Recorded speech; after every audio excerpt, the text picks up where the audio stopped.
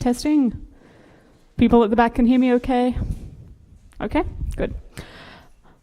All right, so before I start the lecture today, I just wanted to mention that on the school website, there should, I think now will soon be uploaded lecture notes for my first few lectures. Apologies for the delay. The scanners here don't like the US-sized paper that I was using, so the last two lectures were obtained by the extremely high-tech method of me photographing all the pages with my phone and then uploading them. So if they're funny, if the lighting is funny, that's why.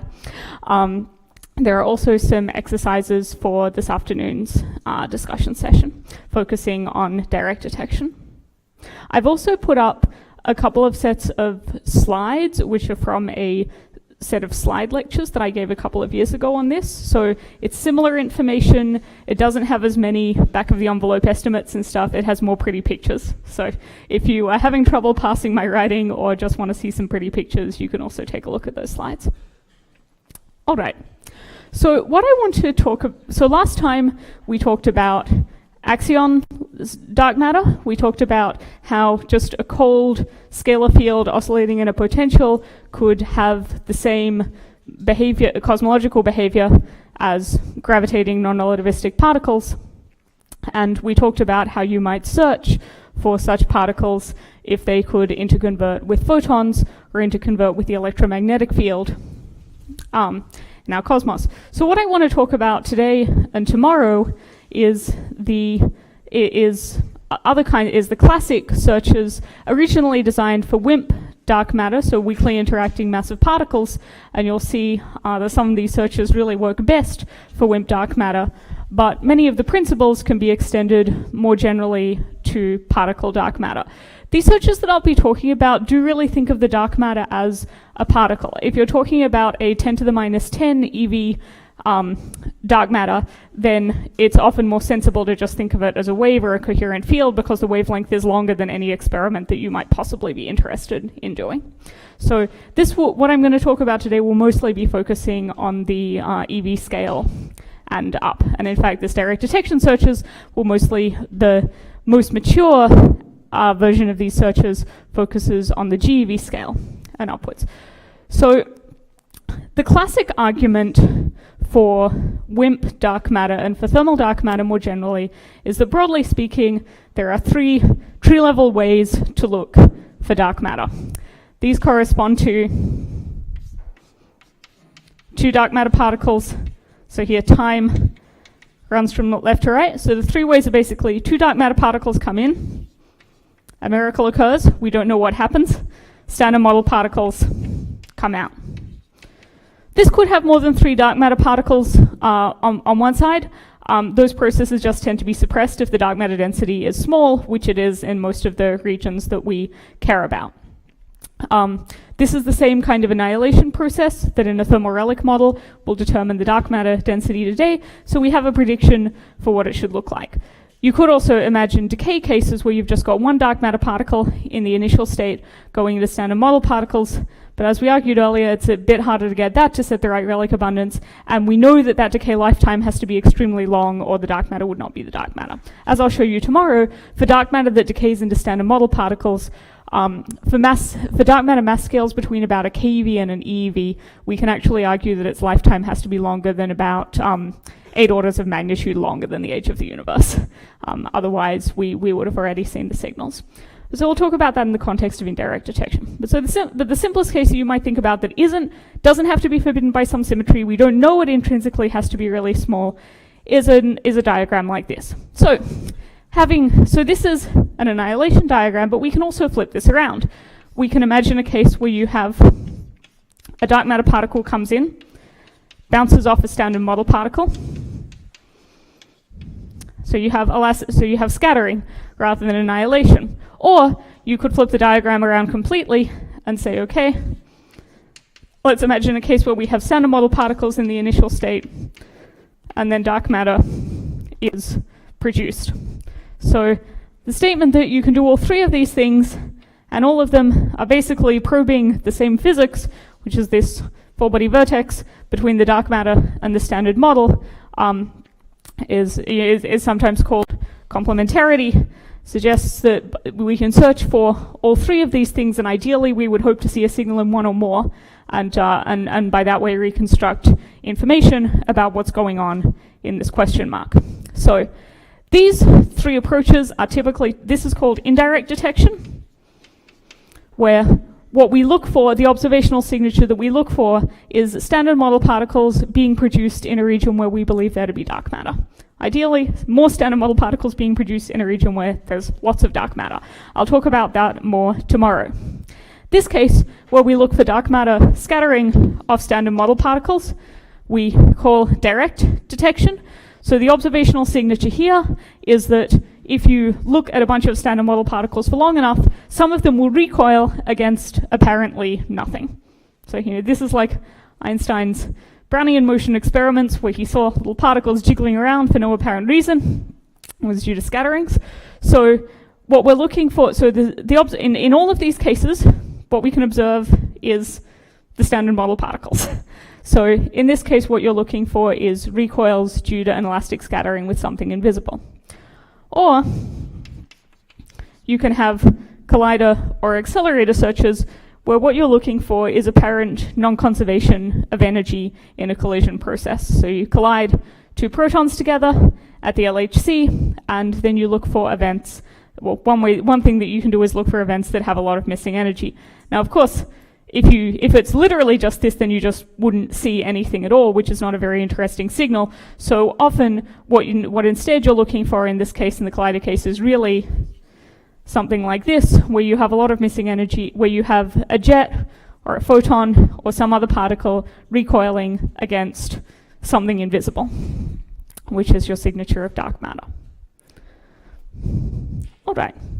So today, what I want to focus on is the classic direct detection searches for Wimps. I want to work through with you what these experiments can see when they make plots that say we're ruling out some cross-section for this process. What are they actually plotting? What assumptions are being made? So we can understand how the answers will change and how the comparisons between these experiments might change if you vary those assumptions. So let's begin now.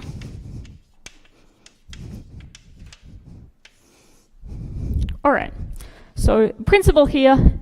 So classic direct detection experiments, the standard model particle that you use here as your target is an atomic nucleus.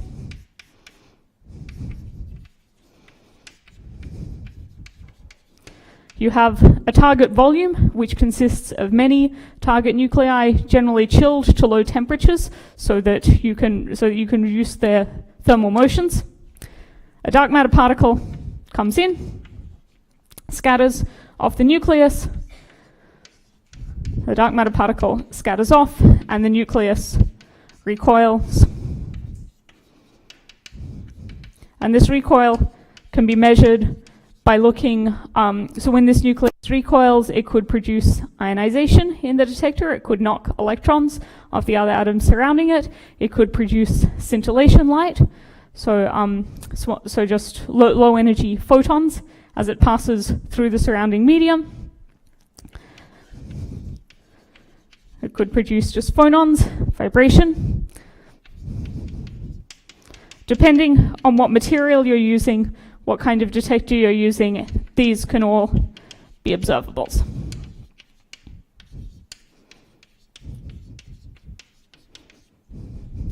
So the leading experiments at the moment over most of the classic plot for these is a plot of cross-section. We'll understand in a moment exactly what that cross-section means, where by a moment I mean, half an hour or so. So the classic picture is that if you plot this cross-section in square centimeters against the dark matter mass, then the shape of the curve looks something like this, where this minimum is at about 30 GeV, and the limit cuts off pretty sharply between about 1 and 10 GeV. And then at high masses, the constraint on sigma is approximately proportional to 1 over the mass of the dark matter. And that mostly just comes from that mostly just comes from the fact that as you go to higher dark matter masses, the number density of dark matter is lower, because we know the mass density, not the number density.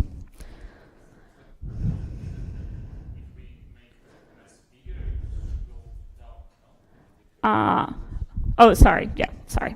No, you're right. So that, yeah, the limiting value, the signal is proportional. Sorry. Yeah, good. Thank you. The signal is proportional to 1 over the mass. So the limit on the cross section is proportional to the mass. Thank you. Thank you for the correction. Yeah, I was thinking. Yeah. Okay. So why does this? So the normalization on this plot is that these are fantastically sensitive experiments.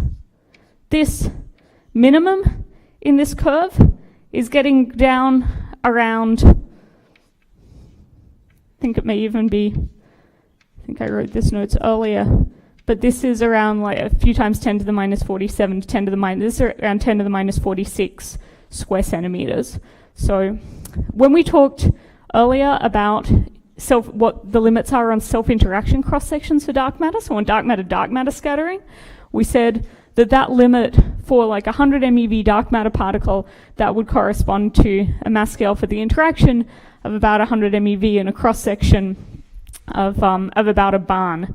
So barn is like 10 to the minus 24 square centimeters. So this is tens of orders of magnitude. The cross-sections being constrained here are extremely tiny. They are tens of orders of magnitude smaller than the kinds of cross-sections that you would need to see meaningful changes to the distribution of dark matter away from collisionless cold dark matter. So these experiments are really powerful, but they do poorly in this mass range, in this lower mass range. Once your mass goes below about 1 GeV, there's very little signal, and qualitatively, the reason why that's the case is that if your dark matter is a lot lighter than the target nucleus, then the nucleus doesn't recoil very much. Like the energy of the recoil is very small. It is bouncing a billiard ball, bouncing a ping pong ball off a bowling ball. The bowling ball doesn't move. So for light dark matter, this strategy stops really working, and you have to come up with other ideas. And this has been a very active research field in the last few years, ranging from let's consider looking at recoils of electrons rather than nucleons. That can get you down to around the MeV range, to looking at cases where the dark matter is actually absorbed onto the target, to cases where where instead of it being the whole target recoiling, you can look at like molecular transitions in a molecular target.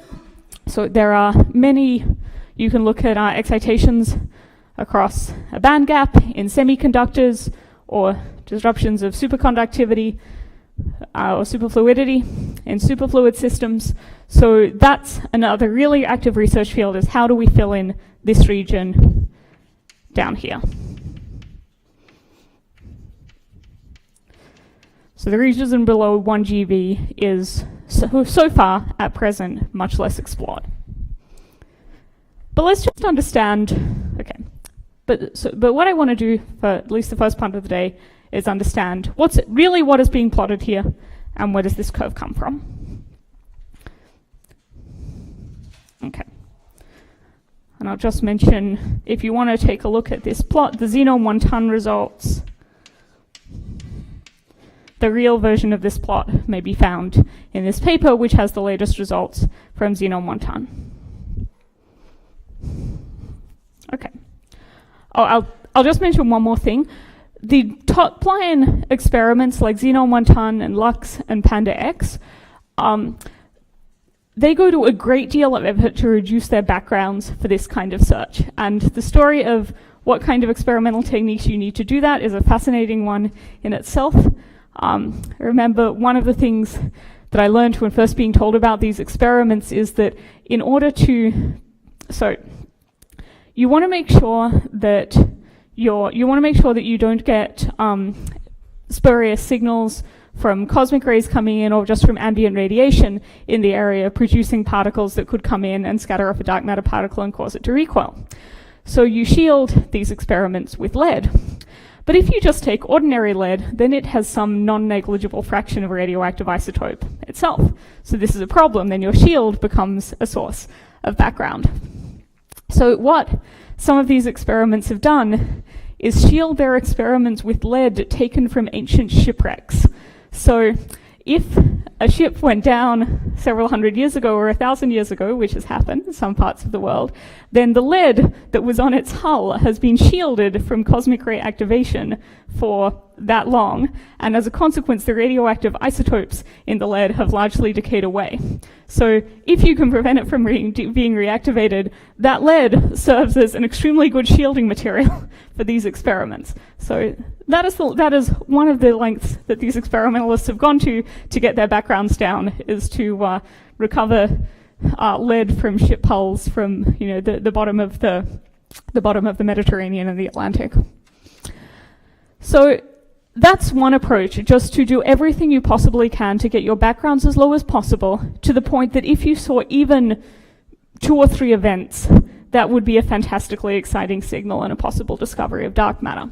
An alternative approach is to say, well, okay, let's forget about pushing the backgrounds down quite that low. What is a unique signal of a dark matter signal as opposed to a background signal that I could look for? Sorry.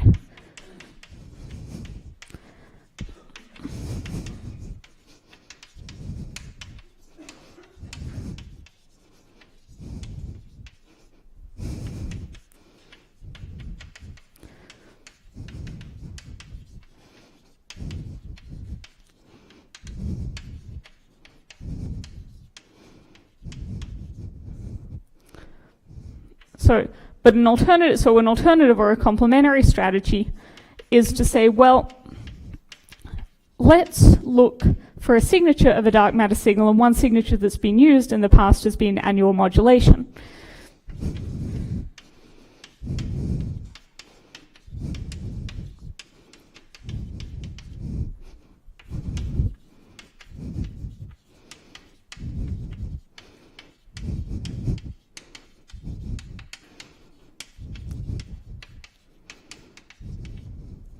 So what do I mean by periodic modulation? Well, this is the signal that you're looking for.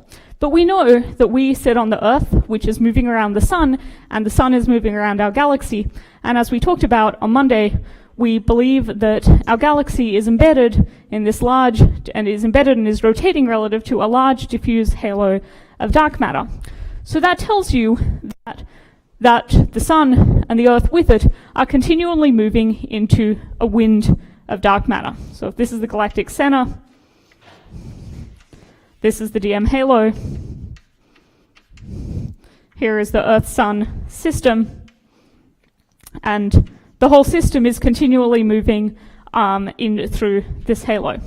By the way, the question on Monday that was asked about which way do the Milky Way's arms point, it turns out the spiral arms of the Milky Way are trailing with respect to the rotation. So like so if you're rotating this way, I think that the arms go like this. However, so this is the most common outcome in spiral galaxies, but there are spiral galaxies where the rotation is the other way, where the arms are leading the rotation. So the fact that we believe this is going on tells us there should be a Wimp wind due to the Sun's motion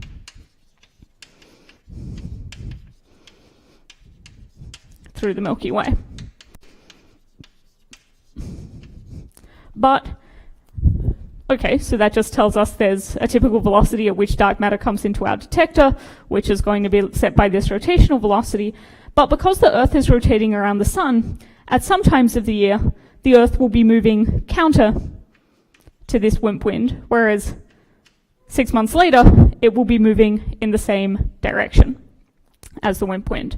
And so consequently, due to the Earth's motion around the Sun, the rate at which dark matter particles pass through your detector is going to modulate with a period of 1 year.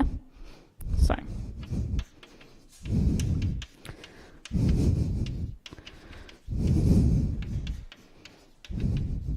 and since we know where we are in the galaxy and which way the sun is going, we can predict not just the period but also the phase of that motion. Now, somewhat unfortunately, it turns out that the phase of that motion corresponds to a peak sometime in early summer. So it coincidentally coincides with the Earth's seasons. So Italy has been a pretty great place for both of these approaches, for both the experiments that are just looking at total count rate and trying to do everything that they can to be zero background experiments. And it was also the site in the 90s and early thousands of the Dharma experiment, which took this modulation approach. And Dharma, which you may have heard of, actually claimed to see a signal, and I think at this point it's a 12 or 13 sigma signal, or something along these lines, of an annual modulation with a phase that was consistent with expectations. So that's potentially really exciting. The problem is that if you ask, all right, where on this constraint plot is the signal rate that you would infer from Dharma, it's like somewhere up here, in the region that looks nominally very excluded by other experiments. But there's still this open question. We don't really understand what is producing the Dharma modulation. So there are a couple of experiments currently ongoing, like the DMICE experiment and the SABRE experiment, which are trying to reproduce Dharma and do a cross-check and understand exactly what they were seeing here. The idea is first to try to reproduce it at the Gran Sasso lab, which is where the original Dharma experiment was, and then if they do see the same modulation signal, then put an experiment in the southern hemisphere in Australia, because this question of when the Earth is going in the same direction as the sun doesn't depend at all on what hemisphere you're in. But a lot of the backgrounds you can think of are seasonal backgrounds, and thus you would expect them to change direction if you flip from the northern to the southern hemisphere. But for example, if what Dharma is seeing is really some effects that have been suggested are some kind of temperature effect, although they do control the temperature inside their detector, so I think that's thought somewhat unlikely. Some kind of issue with the groundwater levels changing and the effect, and because there are radioactive materials in the groundwater, so as the groundwater levels go up and down, you might expect the background rate to change. The muon flux, so the flux of cosmic rays at the Earth, the atmosphere actually gets thicker or thinner over the course of a year, so that could potentially affect your backgrounds as well. But all of these things are seasonal effects. And if you go to somewhere where the peak of the modulation is in winter, not summer, in principle, you should be able to control for those backgrounds. So keep an eye out for that over the next few years. But this is at present the only claimed detection of a firm signal in direct detection. And the general consensus is that it's probably some kind of background, but we don't yet know but we don't actually know what it is. Okay. You can also, for this kind of modulation, you can also, in principle, you would also have a daily modulation in the direction that the dark matter particles are coming from. Not in your total rate, but as the Earth rotates, the dark matter particles of this Wimp wind will come into your detector at a different angle. So there are also proposals to do directional detection experiments where you can actually measure, where you can actually infer where the dark matter came from by looking at the pattern of recoils. And in that case, you could look for a 24-hour if once you saw a signal, you could look for a 24-hour modulation in where that signal was coming from, which would give you more confidence that it was actually a dark matter signal that you were seeing. But okay, but let's just, so these are general strategies, but let's just go back a step and do some basic scattering calculations and figure out what you expect to see if you go to all this effort, you build a very low background experiment, and you sit down to wait. Okay, so let's consider dark matter of some mass m chi and a target nucleus of mass mt. Okay? Now, and this target nucleus is going to be at rest in the lab frame. My dark matter velocity is going to be determined by this, is going to be determined by the speed of this Wimp wind and by the velocity dispersion of dark matter particles in the galactic halo. So what we want to compute, our observable, is the differential recoil rate.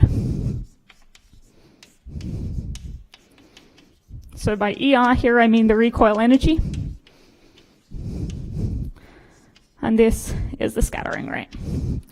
So typically you can measure the total amount of energy in these recoils, and if there's a non-zero energy threshold in the experiment, if the recoil is too low energy, you just won't see it. Down in the background. Okay, so this is what I want to compute. So let's first just look at the kinematics of this collision, understand what this energy recoil is going to look like.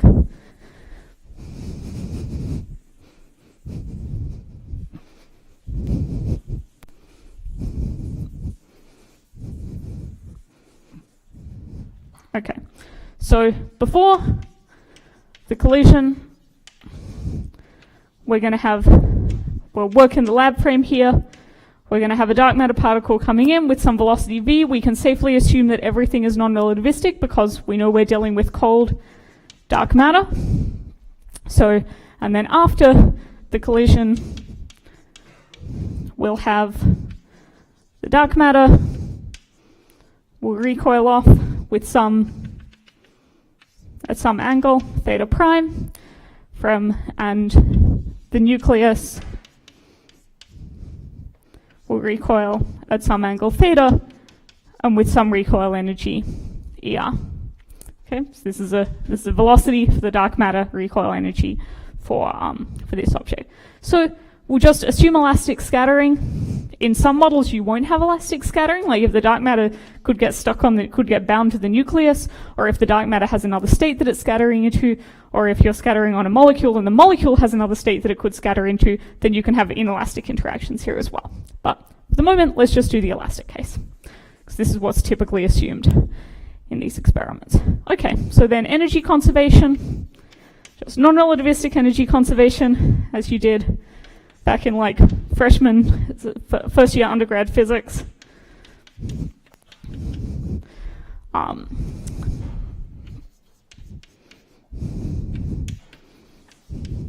Energy conservation gives us this, momentum conservation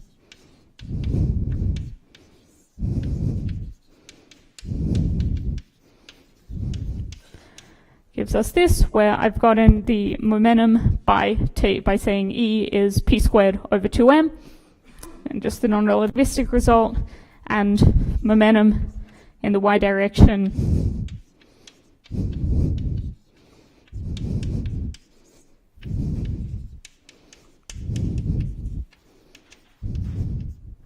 okay.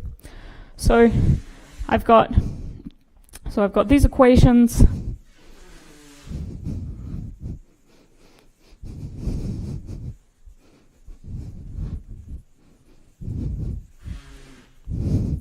So I've got 3 equations and technically 4 unknowns, the 2 scattering angles and v prime and ER. So our result is going to be a function of one of the scattering angles. So we'll keep theta in the equation. So if we take these equations, we eliminate v prime and theta prime, then a little bit of algebra gives us the relationship between this recoil angle theta and this recoil energy ER.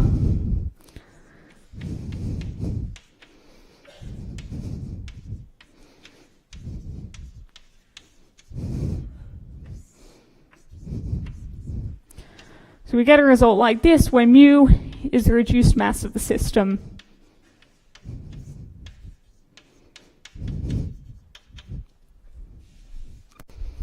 Okay? So this, okay. So what can we see, like just from this, before we put in any particle physics? So this tells you that the spectrum of recoils is going to extend from, so there's going to be what we need to know what is the scattering dependence on theta to work out what the spectrum is going to look like. But we can see that the recoil energies are going to extend from 0 up to a maximum of 2 mu squared v squared over mt. So.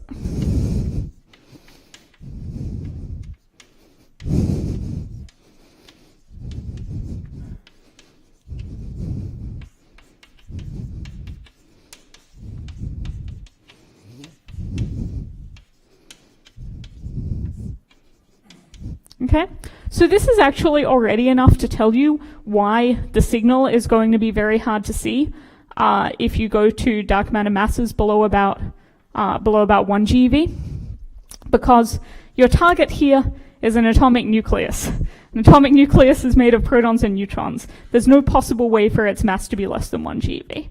So the most extreme case, MT, might be as small as 1 GeV. Really, we don't use hydrogen as a target in these experiments. It's not a good detection material, so the actual limit is a bit more than that. But so when your mass is much smaller than a GeV, that means MChi is definitely smaller than MT. That means mu is approximately equal to MChi. That means that your recoil energy here is going to scale like MChi squared over MT. So as you go down to lower and lower masses, just the size of your recoil energy is going to get suppressed. So it's going to be of order the kinetic energy of the dark matter, but multiplied by another factor, which is MChi over MT. And as we'll see, the kinetic energies, so for 1 GeV dark matter, the typical velocity of a particle in the halo is about 10 to the minus 3 times c. So v squared is about 10 to the minus 6. That takes you from 1 GeV down to 1 keV for mv squared. And then you multiply by another factor of MChi over MT. Recoil energies less than about a keV are really hard to see in these experiments. The backgrounds are just extremely high.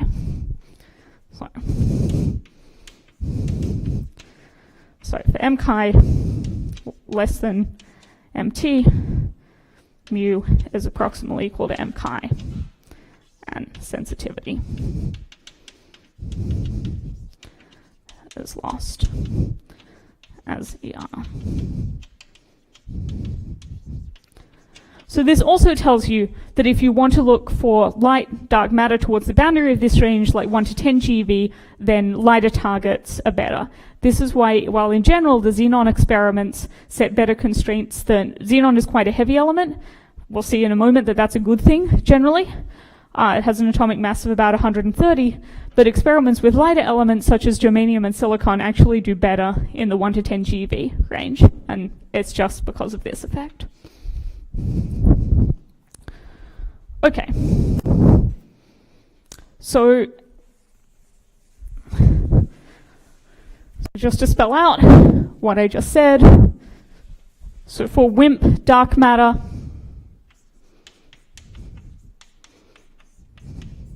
so for Wimp dark matter, you might say like if MChi was like 100 GeV, typical velocities in the halo are about 10 to the minus 3, so the maximum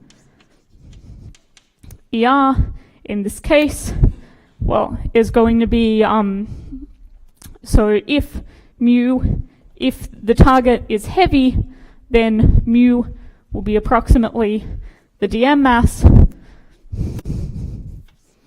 and so then you'll get like 2 times 100 GeV squared times 10 to the minus 6 over MT. So if it's not that much heavier than the dark matter, we can say this is order 100 GeV2. This is the most favorable, this is the most favorable regime. And so that will give us, well, one of these factors of 100 GeV is going to cancel. The other one is just going to give us 100 GeV times 10 to the minus 6. So this is going to be of order 200 keV. So what we need is experiments to probe sort of 10 to 100 GeV dark matter. We need experiments that can see energy recoils at the level of 10 to 100 keV. Okay. So, and as we just said, if there's a big mismatch in these masses, then you lose sensitivity. Okay, So, okay, but what about the actual spectrum? I said I want to know the spectrum of recoils with respect to recoil energy. This has just told us the maximum and minimum. I want to know what the actual spectrum looks like.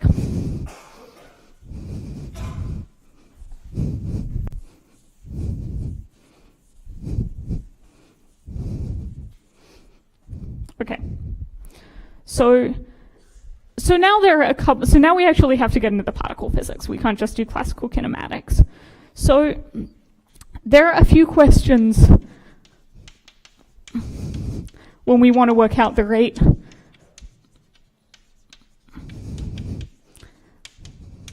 And there's a standard set of assumptions that is used to make that cross-section plot that I showed you. But if those assumptions are violated, then it can noticeably change the comparison between different experiments. So one question is, how do effectively the parton level amplitudes, you're talking about recoiling off an atomic nucleus, how do the amplitudes from different nucleons interfere? Do they interfere constructively? Do they interfere destructively?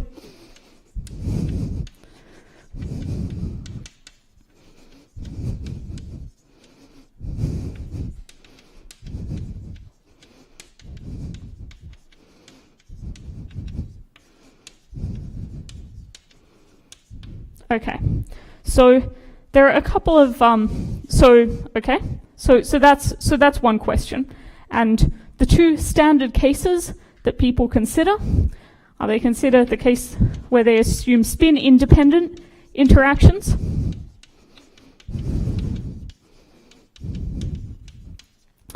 So then they say, okay, the scattering of every nucleus, the amplitudes are all just the same. When you add them up, they add up constructively. So in this case, they assume perfect constructive interference. But another case that is pretty common is if the interaction of the dark matter actually couples to the spin of the nucleon. Well, if you know your Pauli exclusion principle, you know that in general, in an atomic nucleus, nucleons occur in paired spins. So if everyone that has a spin up, you have a spin down. If you've got an odd number of nucleons, then there will be one unpaired one left at the end. But if the amplitude scales with the spin of the nucleon, then all the contributions from everything except that one unpaired nucleon are going to cancel out. And so you no longer have constructive interference between different nucleons.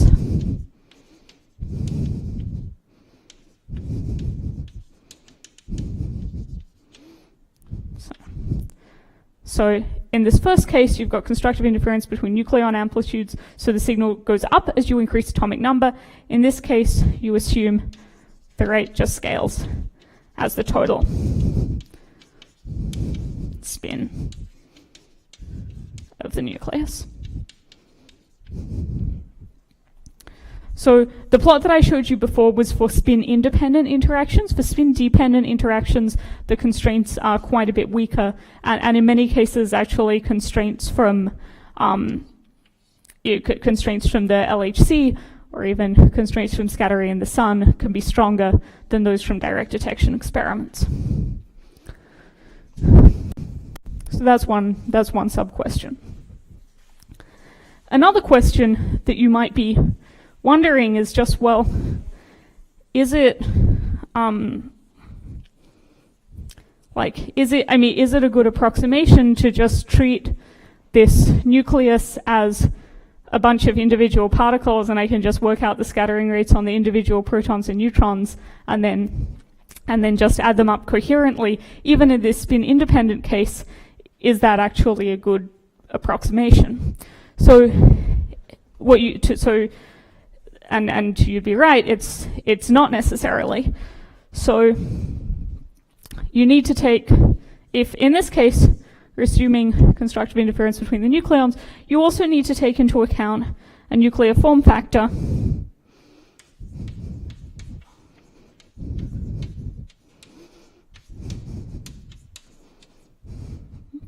which takes into account the fact that the nucleus has some finite extent. So this is a nuclear physics ingredient.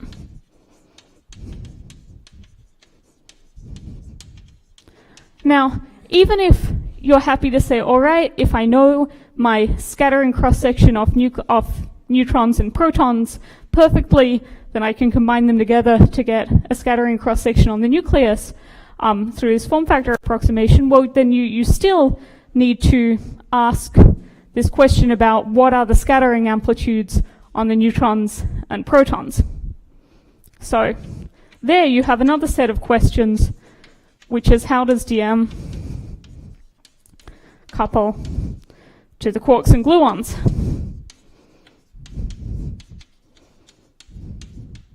Okay, so that's a particle physics question. That's a question that depends on your particle model. But then you have the related question, which is, well, and what is the quark and gluon content of a given nucleon?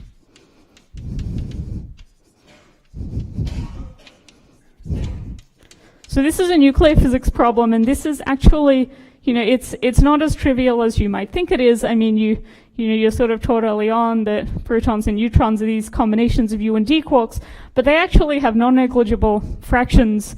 They can have non-negligible fractions of the heavier quarks as well, particularly the strange.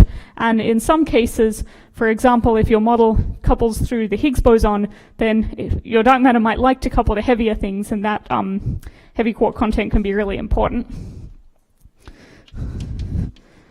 So this is another input from nuclear physics.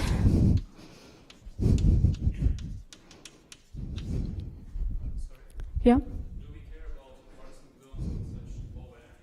Good. So so only in the sense that often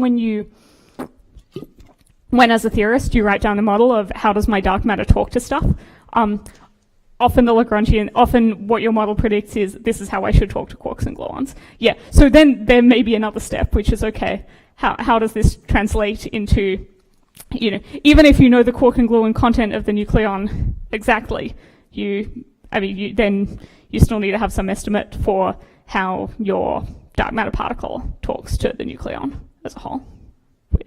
But yeah, I mean, the most common cases are things where, I mean, sometimes it's pretty easy.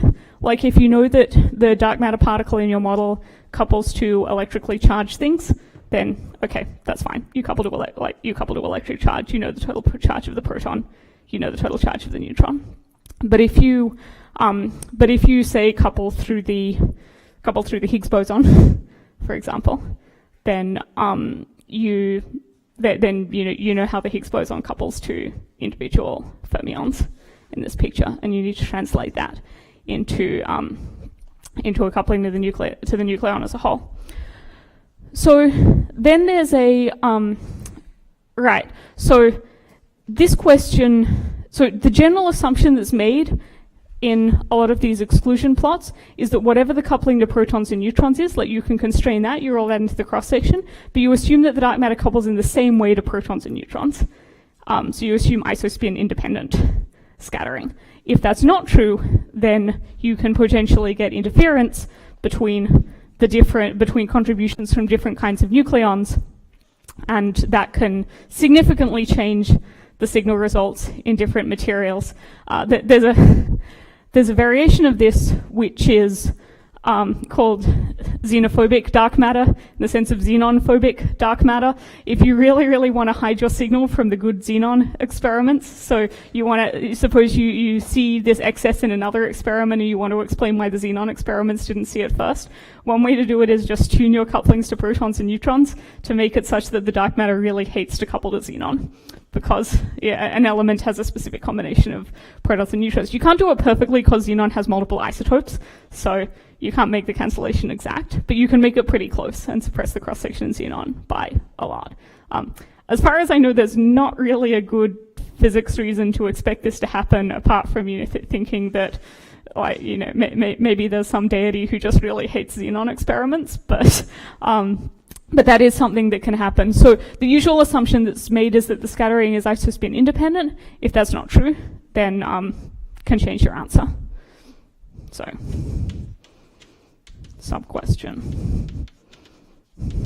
Does DM couple equally to protons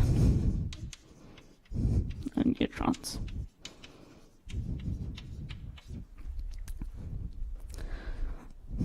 Okay. So we have these inputs for both your specific particle physics model of dark matter and from nuclear physicists who tell us basically to understand how the quarks and gluons are distributed in the nucleon and then how the nucleons are spread out over the nucleus. But then there are also, if you want to compute the rate, astrophysical inputs, because you need to know how much, basically what the rate is of dark matter particles coming through your detector.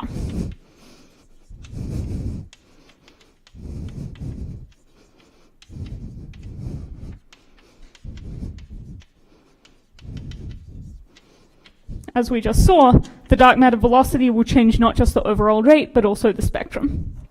So the standard assumptions are to assume that the local dark matter density is either 0.3 or 0.4 GeV per centimeters cubed. This is based on up-to-date estimates of this, but the error bar on this number is probably at least 0.1.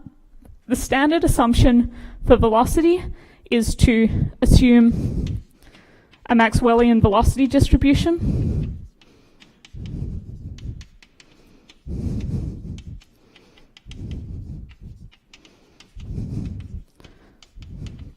With a typical velocity for dark matter in our halo of about 220 kilometers per second. So like the 1D distribution for speed in the frame, in the galactic frame, which is not exactly the same as the Earth frame, and you need to do a conversion, but that's pretty straightforward. So it's assumed to be isotropic in the frame of the halo with a rate that is like this, where V0 is like 220 kilometers per second. So anytime you see an exclusion plot from a dark matter detection experiment, typically they'll tell you if they're assuming spin independent or spin dependent, but they're assuming one of these two things. They've put in some nuclear physics inputs, and they've made these assumptions about the dark matter density and the dark matter velocity. So in particular, there's been quite a bit of work recently by Mariangela Lisanti and her collaborators and some other groups on how good is this approximation really. It turns out this approximation is like okay, but not amazing. Using a more accurate result for this based on simulations or based on metal poor stars which can act as traces of the galactic halo can probably change the rates around by an order 1 factor. It's not going to get you orders of magnitude unless you also have an interesting particle physics model to go with it, but there are definitely uncertainties at that level. So if we get another anomaly in one of these direct detection experiments and you're looking at something which looks interesting in one experiment but appears to be ruled out in other experiments, then there will almost certainly be 50 theory papers on the archive which do some variation of let's change some of these assumptions and see what happens. So people have done these exercises for the Dharma signal that I mentioned earlier. Because the Dharma signal looks so excluded, it's quite hard at the moment to reconcile the Dharma signal being dark matter with everything else being dark matter. I think in order to get it to work, you have to assume an isospin dependence and some non-trivial velocity distribution in the scattering rate and a weird astrophysical input. But something like that could be the truth. But okay, so now that I've told you what all the uncertainties are, let us now proceed as with the standard calculation so you can see what people are actually doing when they make forecasts for the direct detection constraints. Let's just take all these assumptions as given. Let's assume that we've been given some nuclear form factor. We've been told values of we've got some dark matter model. We've been told we know how it couples to quarks and gluons. We've been told the quark and gluon content of all the nucleons. We're just completely happy with all this, and we've been given these astrophysical inputs, and we believe them. Okay, so now how do I proceed to predict the rate? So let's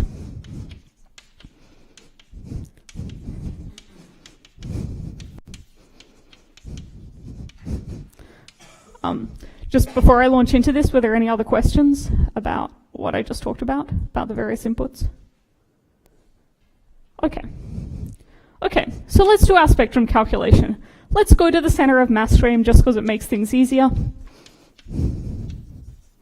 So in the center of mass stream, we've got our incoming dark matter particle with some momentum p. It's still true that everything is non-relativistic. The relative velocities here are just not very big. So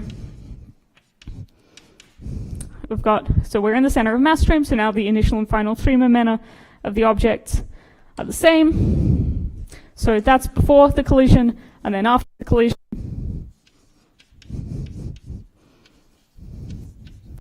we're going to have some scattering angle theta and momenta k and minus k. Now, it's going to be true, this is an elastic collision, so it's going to be true that the magnitude of p is equal to the magnitude of k. And we can work out, in this non-relativistic case, that the magnitude of these momenta is just the reduced mass times the relative velocity.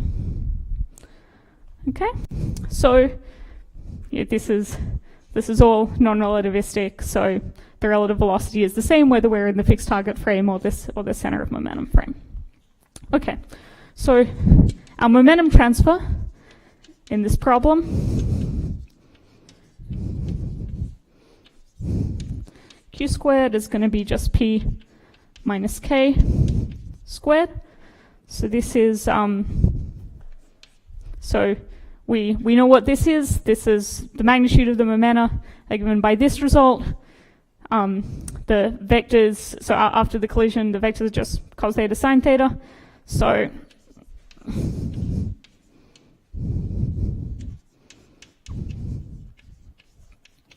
when you work it out, you just get a result that looks like this. So that, we wrote down earlier, a relationship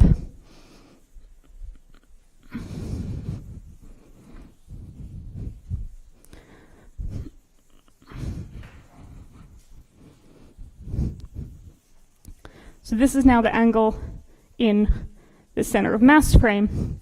It's not related to lab frame quantities, but we can show that, I mean, this is the momentum transfer. This is actually the total. Yeah. So this is the momentum transfer. This is just going to be simply related to the lab frame recoil energy, which is also telling you, I mean, the momentum of the particle, of the initial particle, of the target in the lab frame starts at 0. It goes to square root 2 mTER. So the momentum transfer is, whereas previously this is the lab frame recoil energy. Okay, so if we want to convert between lab frame quantities and center of mass quantities, we've got 2 mTER equals 2 mu squared of VRL squared times 1 minus cos theta. Okay, so this tells us something nice. This tells us that for fixed relative velocity, so fixed initial conditions, if we want to look at a spectrum differential in the recoil energy, it's really just going to be a spectrum differential in this lab frame scattering angle. Sorry, in this center of mass frame scattering angle. So the rate of scatterings per recoil energy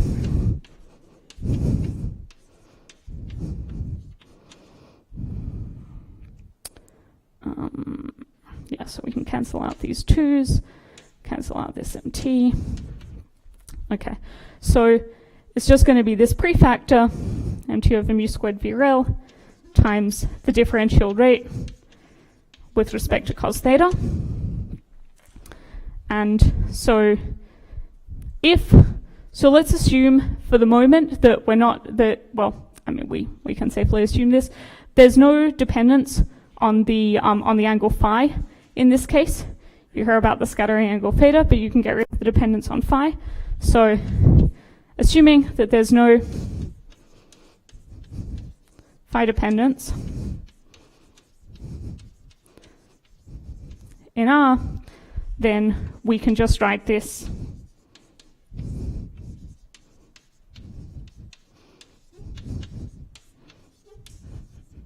as this lab frame scattering rate times this prefactor. Now, this quantity is just going to be simply related to the cross-section, to the center of mass frame differential scattering cross-section, which is what we all know how to compute, what we all learned to compute in our first QFT class. So this is differential rate with center of mass solid angle.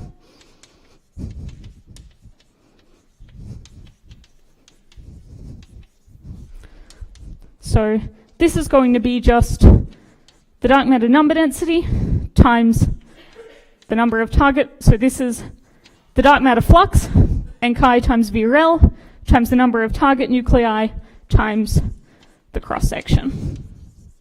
This is, that is a definition of the cross-section. Just tells you about scattering rate up to the number of multiplied by the number of target particles times the flux of particles that are hitting the target. Okay, so this is our observable that we want, the differential rate with respect to recoil energy. So this is, so Nchi, we can write this is the dark matter density. This is one of our this is our astrophysical input. Dark matter mass density is what we can measure locally.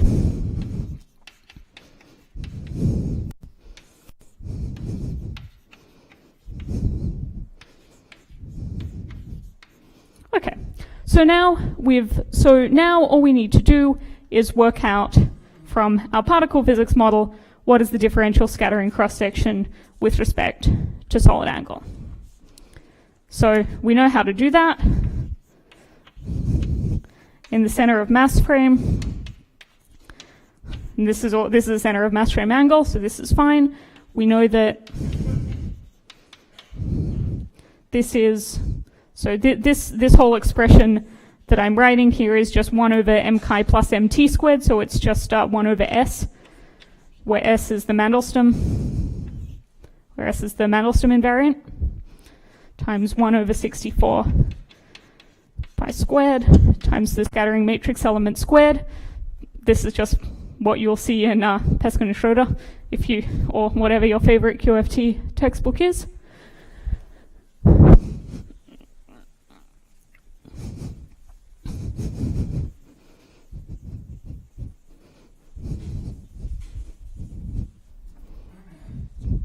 Okay, so now comes the point where we have to start making some of those assumptions that I said earlier. Like, I mean, to this point, we've just been doing kinematics and non-relativist and like Galilean changes of frame.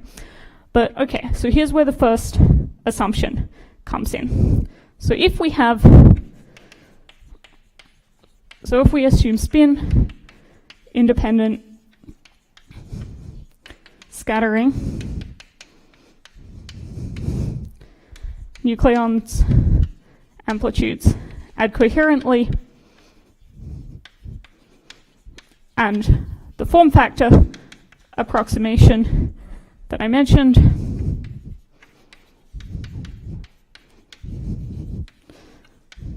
then our nuclear matrix scattering element M is going to be given by a form factor that depends on the transferred momentum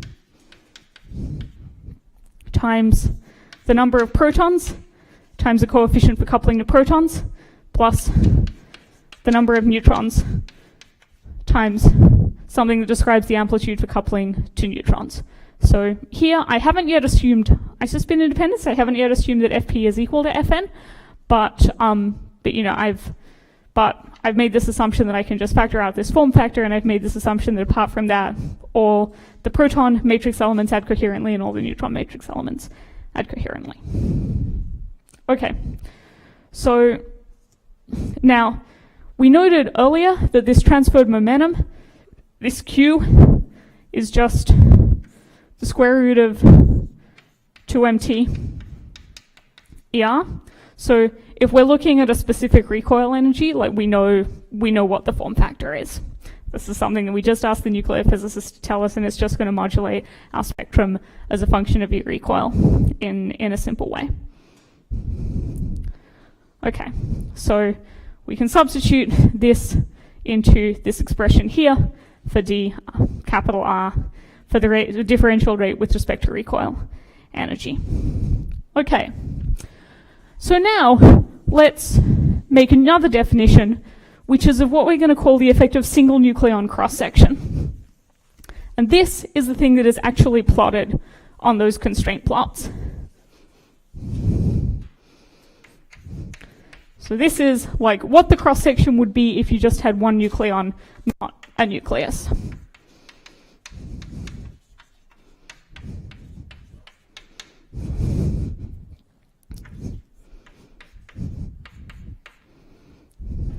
So to define this, we're going to look at the cross-section, this cross-section where there's no momentum transfer in the limit where Q equals 0, and the way the form factor is conventionally defined at Q equals 0, the form factor is 1.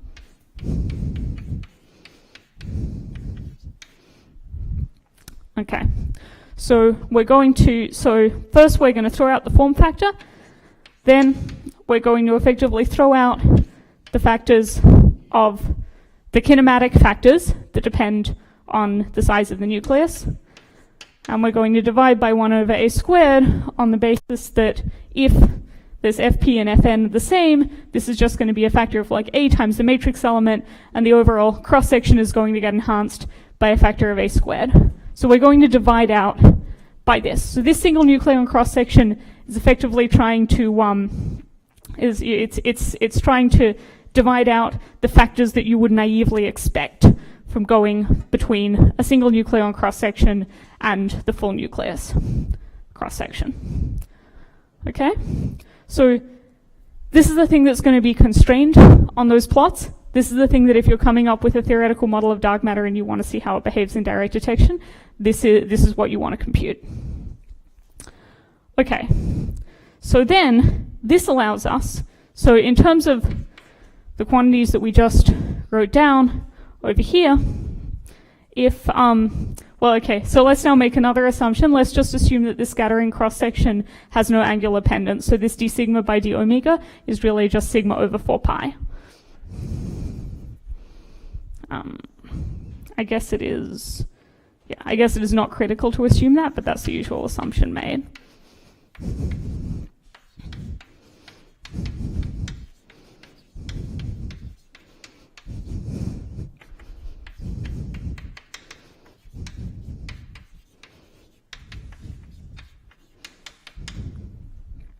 Okay, so then, yeah, okay. So then we can write, do that right? Yeah, so, okay. So if I want to write this in terms of these f's and pi's and so on, I'm going to take 4 pi times d sigma by d omega, 4 pi times this quantity. This is just going to give me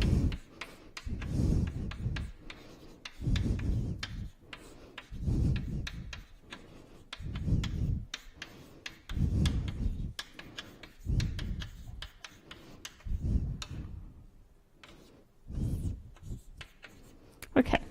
So why, okay, so this can handle, so this parameterization can handle isospin independence. Actually, we'll just feed that into the single nucleon cross-section that we're constraining. All right, so now, why would I bother to do this? Well, now the idea here is to have a quantity that you can easily compare between different experiments. So if an experiment has larger A, and so they have a stronger signal, you say, instead of saying, oh, sigma is larger in this experiment, you say our constraint on sigma chi n is stronger in this experiment. So in terms of this single nucleon cross-section, we can rewrite this observable dr by der as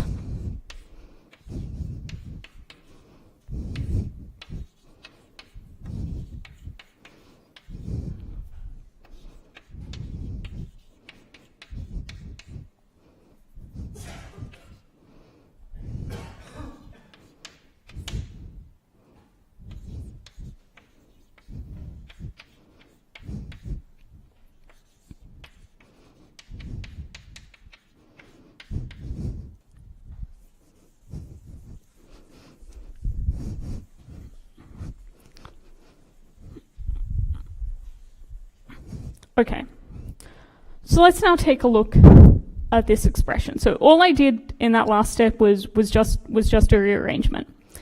But now we can say, okay, all our particle physics is contained in these terms. This is just talking about the reduced mass, so where I write mu chi n, I mean the reduced mass of a single nucleon and the dark matter. So that's just 100% determined by the dark matter mass. I've got the dark matter mass here. That came from this rho chi over m chi piece. And I've got this single nucleon cross-section, which, if I know, which I compute from my model. So all my particle physics is hidden in this part of the spectrum.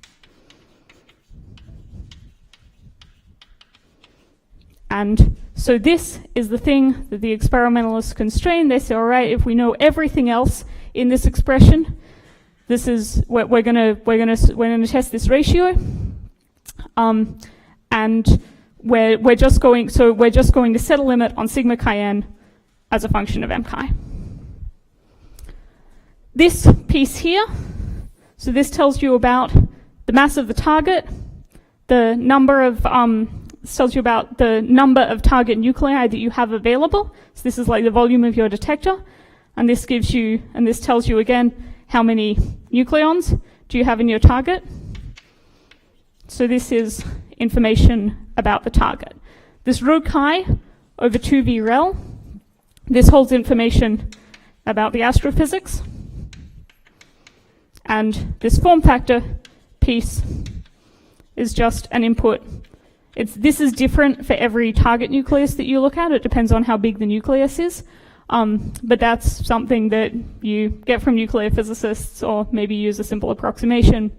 And it just comes as an overall modulation of the spectrum. Now, okay. So now this assumes that I've just got, that I've got one specified relative velocity, but in reality, I'm going to have some distribution of velocities, relative velocities between the dark matter and my experiment, and I'm going to need to integrate over it. So really, VRL has a distribution.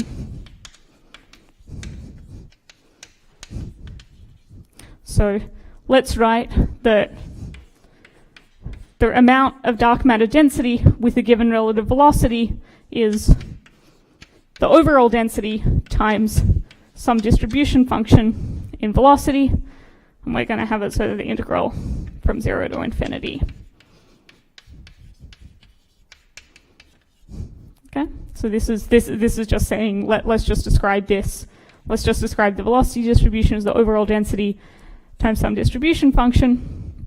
So then we can replace, so all of this is going to be the same, but we should replace this rho chi over 2v rel with an integral of this quantity times f of vrel.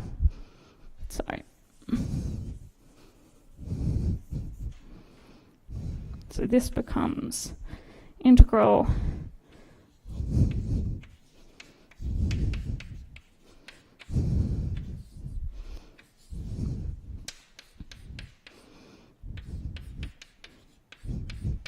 and I'm just, like, where previously I was writing f in terms of the transferred momentum, it's a function purely of E recoil, so I'm just going to write it in that form now.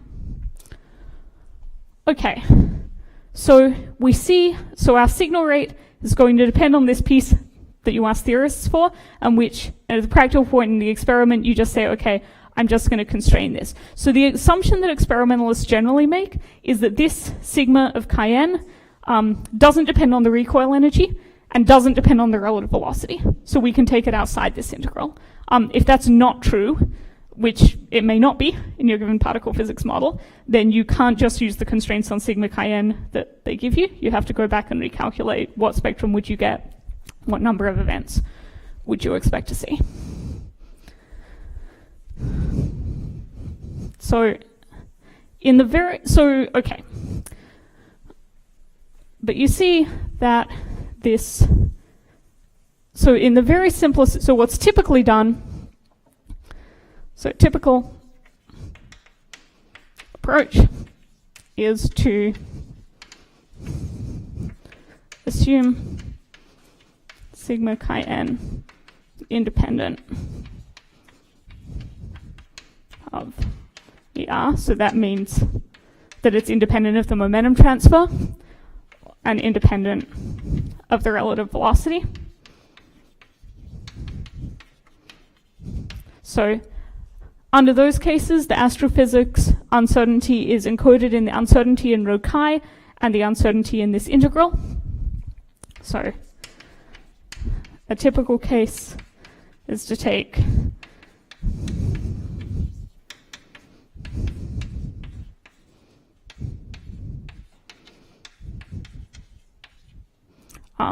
now, this is an approximation. In reality, there will be a cutoff in this distribution once v gets higher than the escape velocity of the Milky Way, which is about 500 kilometers per second at the neighborhood of the Earth.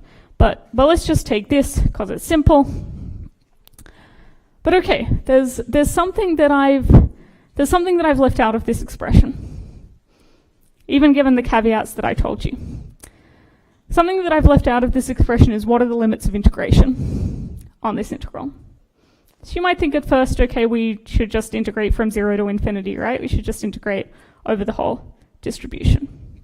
But I want to look at the rate at a specific e-recoil, a fixed e-recoil, right? And we know, and we recall from a couple of slides ago that the spectrum extends from a recoil energy of 0 to a recoil energy of 2 mu squared VRL squared over mt. So this tells me that at a given e-recoil, if I tell you, my e-recoil is a certain value, then VRL has to have a certain minimum value to ensure that this is actually possible, to ensure that I'm actually seeing a signal. So this tells me that, okay, so this tells me that given ER, my relative velocity must be at least if this e-recoil is at the very maximum possible value that I can get with this velocity, then I'll have this relationship between the recoil energy and the relative velocity. So this integral doesn't run from 0 to infinity. It runs from Vmin up to infinity. Only particles traveling faster than a certain velocity relative to the Earth will contribute to the spectrum at a given recoil energy. So in this particular case that I've written down, we'll keep this because it's our master formula for direct detection. In this particular case that I've written down, that integral, if you ignore the upper cutoff,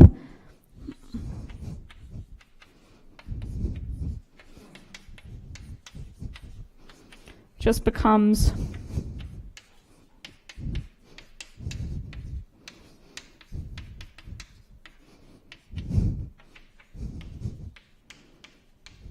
takes this result. So in this case, if you look at, so again, if there's no E-recoil dependence in here, then the shape of the spectrum is this exponentially falling function multiplied by the form factor.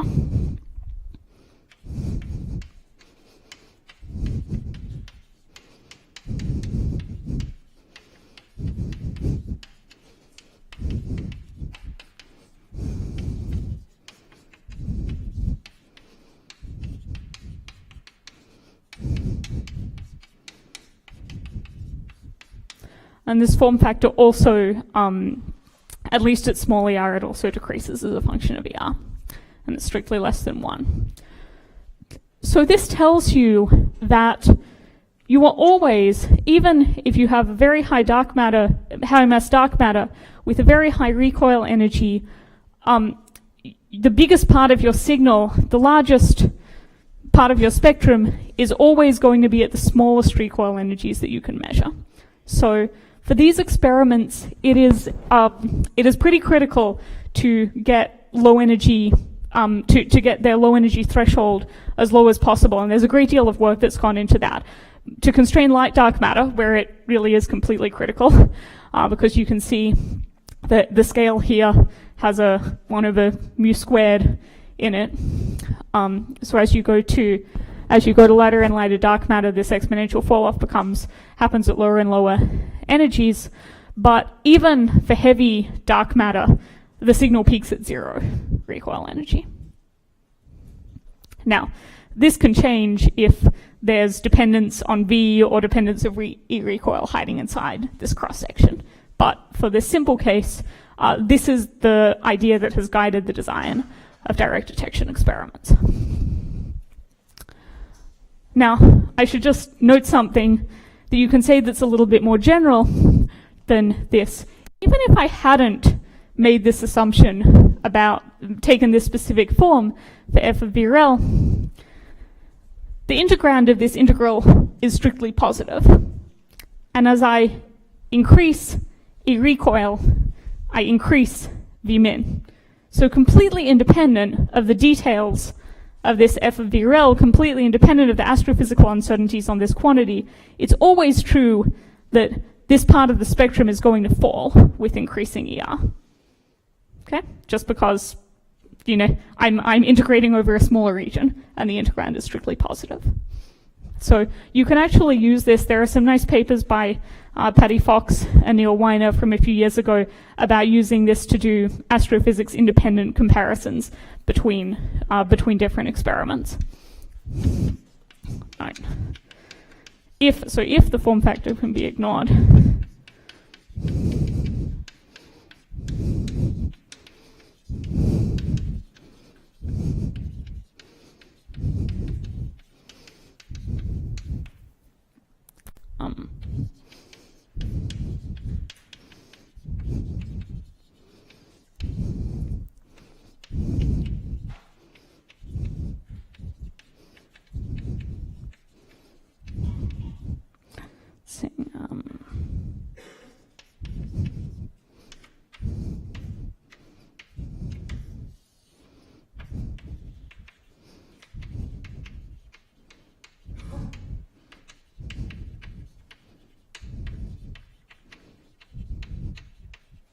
So, again, so that is a generally true statement if there's no velocity or momentum dependence in this sigma chi-n. One of the exercises that I suggested for this afternoon is looking at a case where there is where there is an additional non-trivial kinematics due to inelastic scattering, and there you see that you actually get a peak in the cross-section that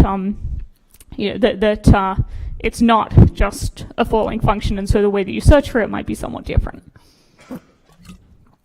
Okay, but yeah.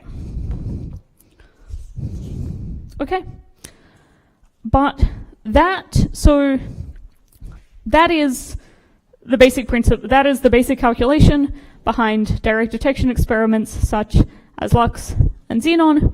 As a theorist, comparing to these experiments, so the experimentalists will make a number of assumptions on their target, the form factor associated with their target, the astrophysics, the astrophysics, the velocity distribution, and give you a limit on this quantity, on sigma chi n as a function of mass. If you, as a theorist, want to test your model against this, then provided that you're happy with the assumptions that the experimentalists have made, and that your sigma chi n is really independent of velocity and momentum transfer, then all you need to do is compute this quantity. If you're not happy with any of those assumptions, you need to do a little bit more work. Yeah?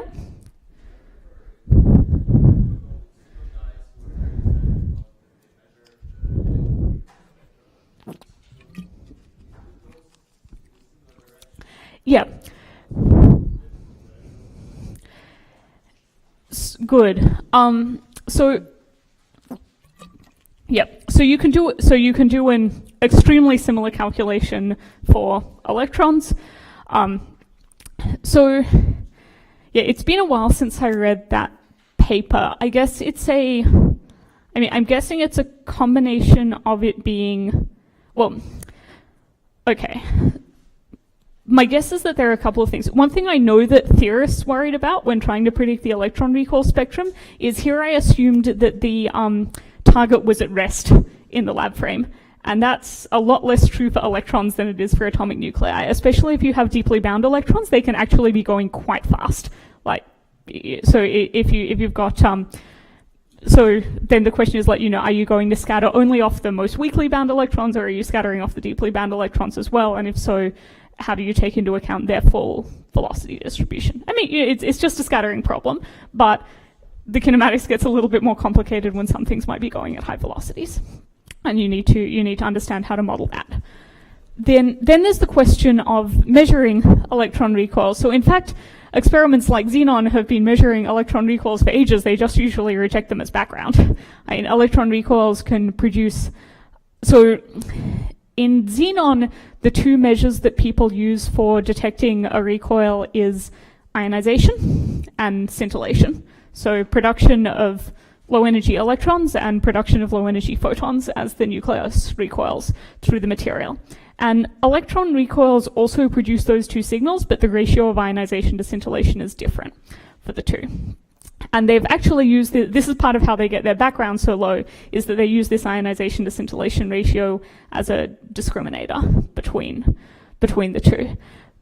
And in those Wimps searches, they typically see tons of electron recoils. They just think they're mostly background.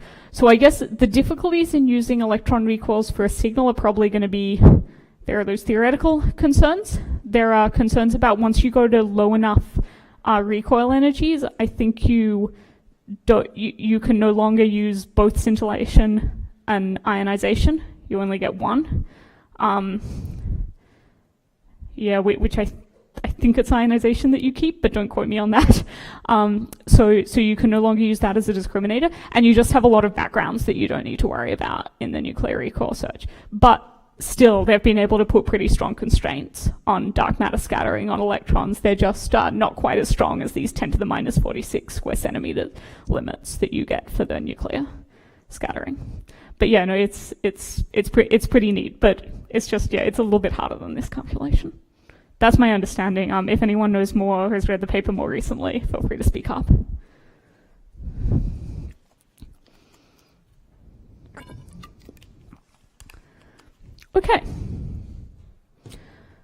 Okay, that is basically what I wanted to say about area detection. Again, there's now a large body of work going beyond this to look at electron scattering, to look at scatterings that don't follow these simplified assumptions, or to look at light dark matter below the sensitivity range of these classic Wimp experiments, where you may have to look for signals that are still scattering signals, but are not just this simple, purely elastic scattering that you have here.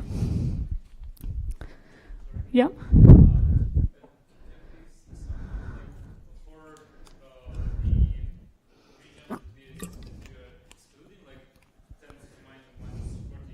Yeah.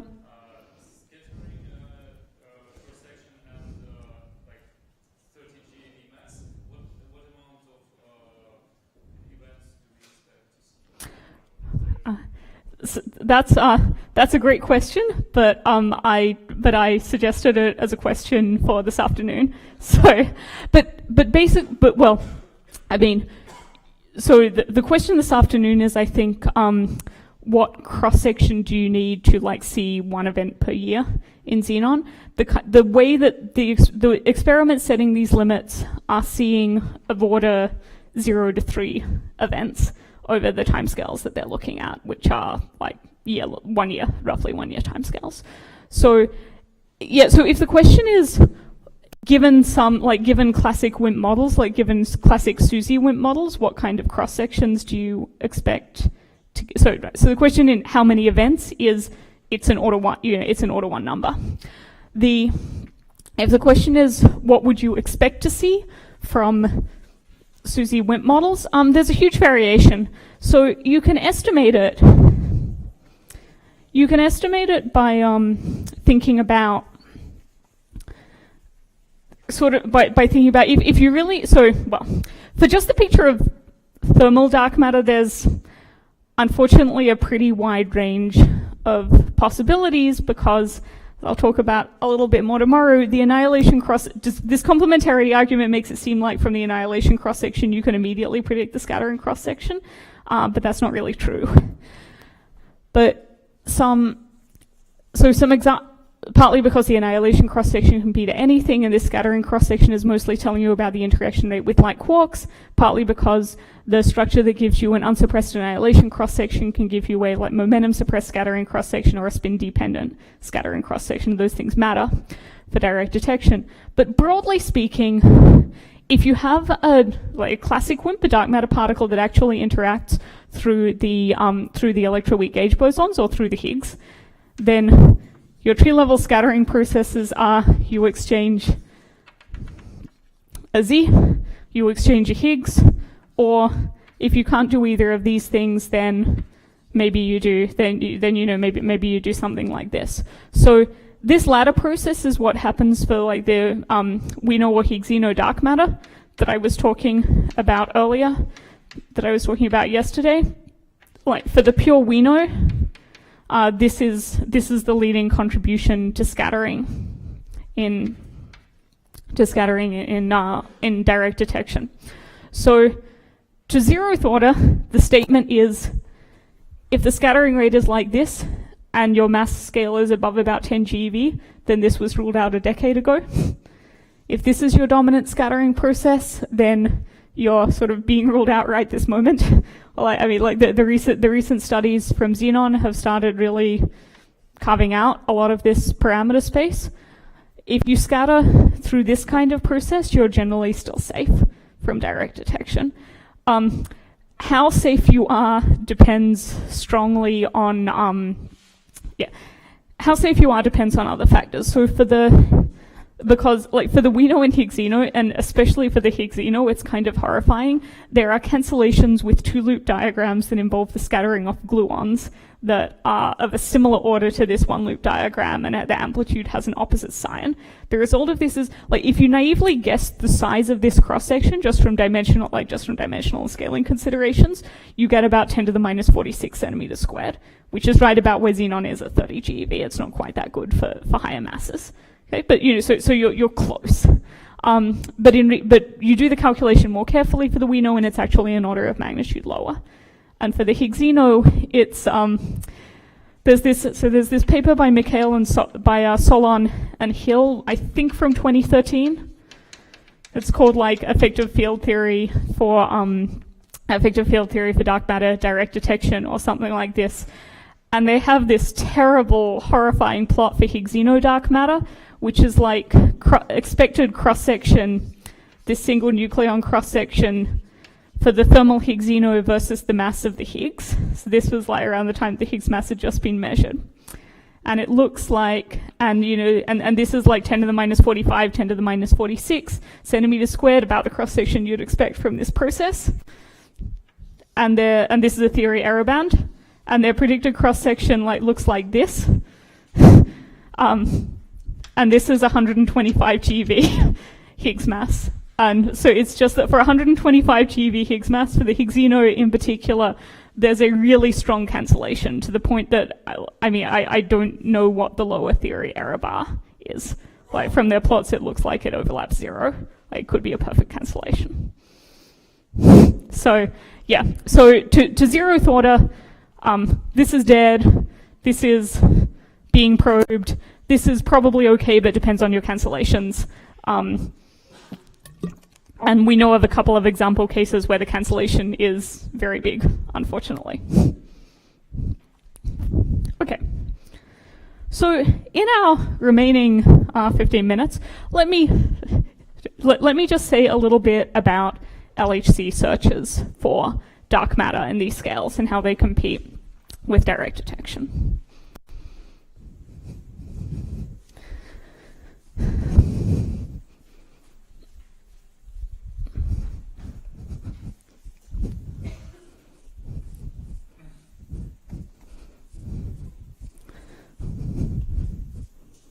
So I'm going to say less about LHC searches than I did about direct detection, obviously, given the time.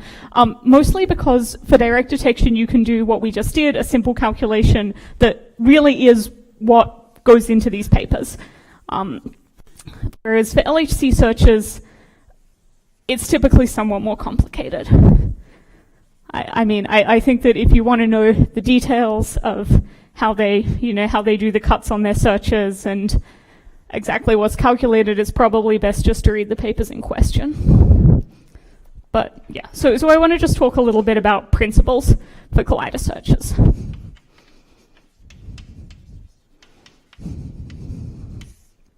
Okay, so the basic principle is that if you make dark matter at the LHC, it should be stable and it should get out of the detector.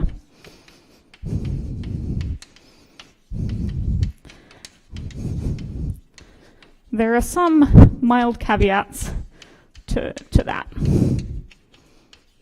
but in general, we know dark matter is stable on the timescale of the lifetime of the universe. It definitely should be stable on the timescale needed to get out of the LHC. So, thus, it should give rise to missing transverse momentum. So, the missing ET in collider searches. So the most model independent searches for dark matter at the LHC are mono X searches.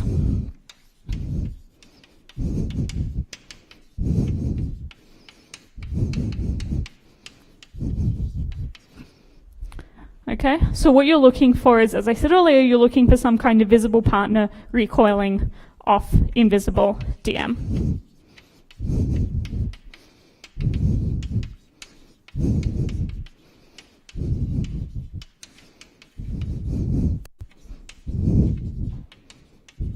Now, this, I've said mono, but it doesn't fundamentally need to be mono. There are also dijet searches which are good, which are constraining. So, there can be more than one particle recoiling against the DM. Mono X here could mean mono Higgs or mono jet or mono photon. Like just some examples of the kinds of diagrams that you're thinking about here. Have a production cross-section, which makes, if you've got some direct coupling to quarks, you make some dark matter particles through some mediator. You radiate off an X, which could be a standard model particle or a gauge boson, something like this, of the original standard model particle, and then you look for missing energy plus this. You could also have, it doesn't need to be radiated off the final state. You could have something like this. If your mediator to the dark matter couples to the Higgs, then you can radiate, or to some other particle of interest to you, you can radiate it off the mediator. You could have a situation where there's just some complicated or non-perturbative process which produces the X that you're interested in, and also produces some dark matter related stuff. So there's a decent note. There's a note from this may not be the most up to date, but is reasonably up to date on Atlas monojet searches this is from 2016 with this code. So, you know, I mean, it could come from radiation from the standard model side of the interaction, or by production of intermediate states, like heavier states in a SUSY model, which when they decay, they produce some dark matter and they also produce other stuff. So, now, beyond these mono-X, or these searches that look for a lot of missing energy, you can potentially have other searches that would probe dark sectors or would probe new physics that's related to dark matter. So for example,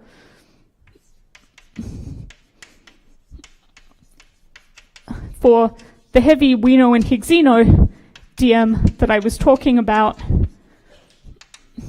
at the start of yesterday and the day before yesterday, pure Winos and pure Higgs-Xenos have charged particles that are only slightly heavier than they are. So in that case, it's actually much more efficient to just look for the charged particles rather than the DM itself.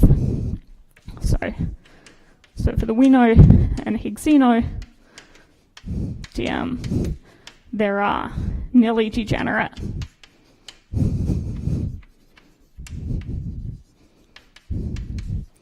charginos, and you can search for these with disappearing track searches. I'm mentioning these because, as I just discussed, they're really hard to find with direct detection. You can go after them at the LHC. Unfortunately, at the LHC, the best limits for Wino dark matter are they can go up to about 400 or 500 GeV in mass, which is great, but we heard earlier that the thermal mass is 3 TeV. So these kinds of scenarios are still pretty difficult to probe. I have my another case that's been studied by a number of people, including me and my collaborators, with a paper that came out last night, I guess middle of the night European time, is if you could have bound states of dark matter produced at the LHC. Those bound states can act as resonances that show up in resonance searches. So here, if you have bound states of multiple dark matter particles, that can act as a resonance in the theory. Or if they decayed back to standard models, you could also look for them in like multi-lepton searches.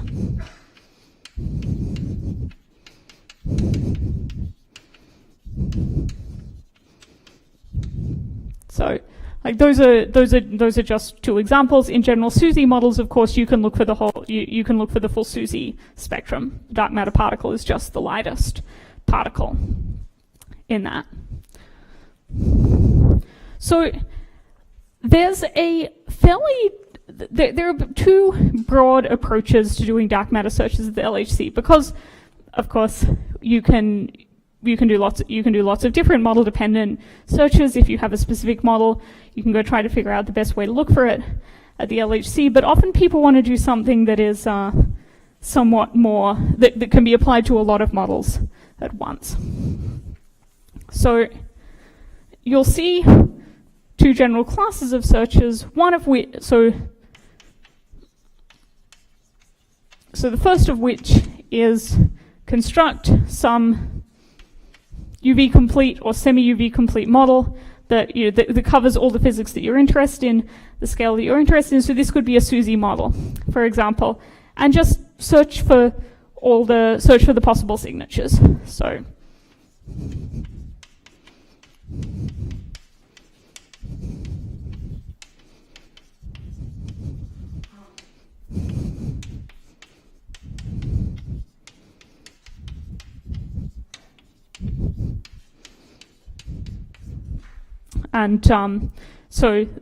then look for the signatures. So the stuff that I was saying here, like Wino or Higgs-Xeno DM or the dark matter bound states, that would qualify for this sort of thing. There can be non-DM particles that can have striking effects.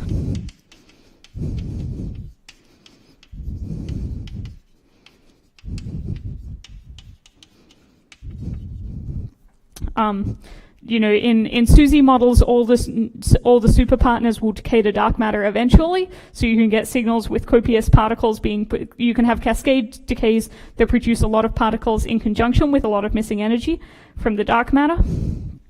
So in SUSY,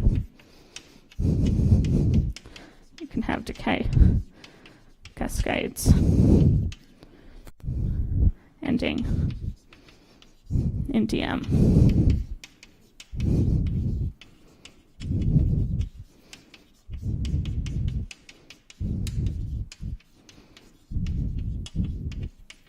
But, so, I mean, this is, if you've got a specific model that you're really interested in, then, you know, this is the way to go. Just think about all the possible constraints that could come from it.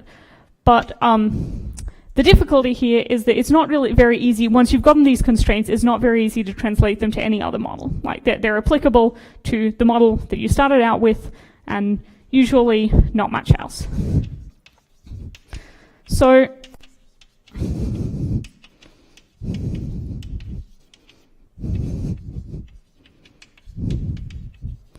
likewise, so the other thing that you can do, and this is not, I mean, some of these searches are searches that are generic enough that you can apply them outside the model that you were first interested in, but so, for example, these searches for disappearing tracks of charged particles, I mean, these can apply to any new physics that has charged particles that decay with an intermediate lifetime, and you can apply them in particular to Wiener or Higgsy DiM. But the other sort of general class of approach is to construct a simplified model with just a few ingredients.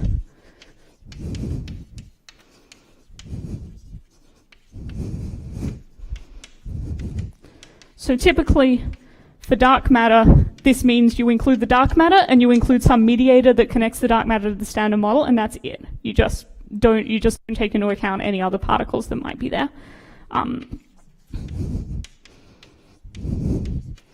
So the nice thing about this is, you know, you risk the possibility that there's a really interesting signal there and you're going to miss it because you just didn't pick the right model to go look for the signal.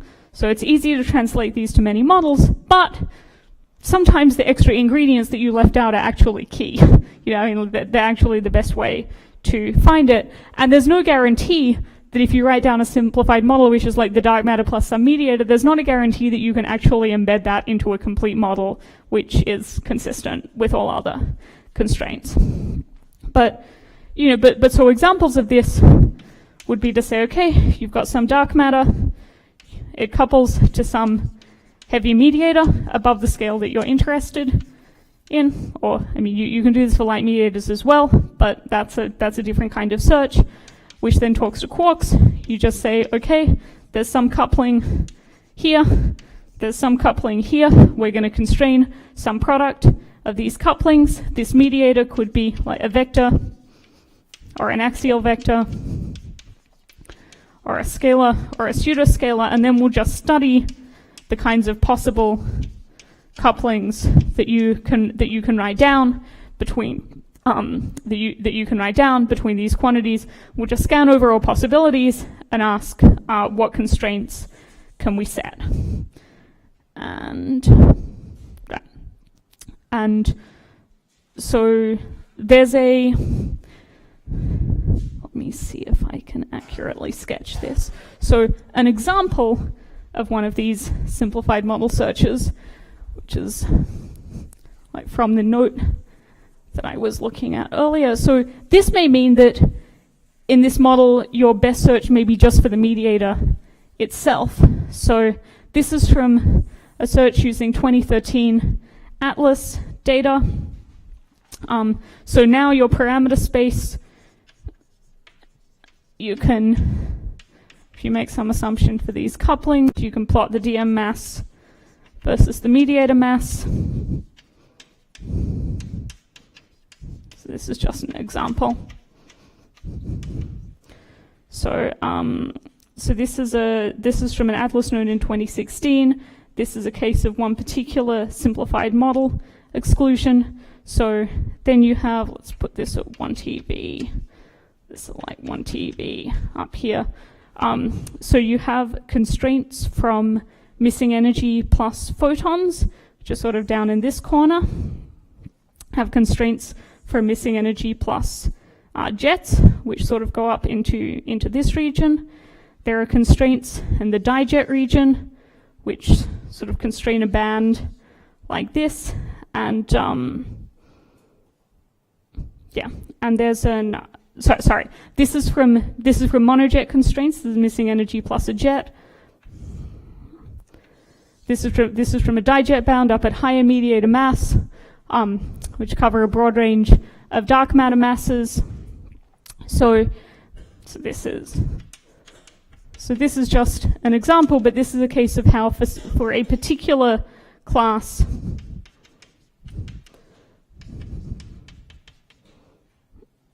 oh no, sorry. I was right the first time. This is met plus jet. This is dijet at 8 TeV. And this is dijet at 13 TeV. So this is just one example of how in a particular simplified model you can start using these fairly generic constraints to start carving out regions of parameter space. Now, so this, if I am reading this plot right, these regions are excluded. There will be other constraints on this region where the mediator mass is particularly light. And I think they've made some assumptions in here about the couplings to like they're trying to get the right relic density as well. So I can point you to the paper that this is based on, so you can look at it in detail. But this is the only point I'm trying to make here is that in the context of these simplified models, you can look at these various searches, you can write down complementary constraints, which can carve out significant chunks of parameter space, but you always do have to keep in mind that there is a caveat that things that you have not included in your simplified model may affect the final result. Okay, thanks very much. I will see you for the last lecture tomorrow. Have a good coffee break.